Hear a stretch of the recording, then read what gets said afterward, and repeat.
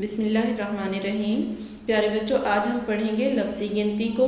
लफ्ज़ी गिनती हम करेंगे 71 ता 85 तक। यहाँ पे हमारे पास 71 ता 80 तक मौजूद है। बाकी गिनती हमारी अगले पेज पे मौजूद है। 71 यानी 71 से लेकर 85 तक हम करेंगे, 85 तक। यहाँ पे देखते हैं कि हमारे पास एक कॉलम है जिसमें अंग्रेज़ी में गिनती लिखी हुई है नीचे, दूसरे कॉलम में हिंसों में, उर्दू के हिंसों में। उर्दू में जब हिंसों में गिनती लिखी जाए तो इस तरह से लिखी जाती है। और तीसरे कॉलम में हमारे पास लफ्ज़ी गिनती मौजूद है। आगे जो कॉलम दिए गए हैं ये हमें प्रैक्टिस के लिए दिए गए हैं, तो ये बच्चों आपने इनमें प्रैक्टिस करनी है। पहला हम देखते हैं 71 इंग्लिश में, फिर 71 हिंसों में और 71 लफ्ज़ी गिनती में। आगे है 72 72 हिंसों में, 72 लफ्ज़ी गिनती में। 73 73 73 हिंसों में, 73 लफ्ज़ी गिनती में। 74 74 हिंसों में, 74 लफ्ज़ी गिनती में।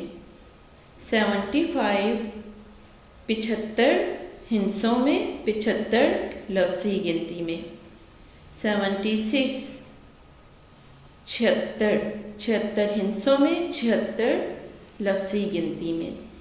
77 77 77 हिंसों में लिखा हुआ है ये, 77 लफ्ज़ी गिनती में। 78 78 78 हिंसों में, 78 लफ्ज़ी गिनती में। 78 78 हिंसों में, 78 लफ्ज़ी गिनती में। 79 79 79 हिंसों में, 79 लफ्ज़ी गिनती में।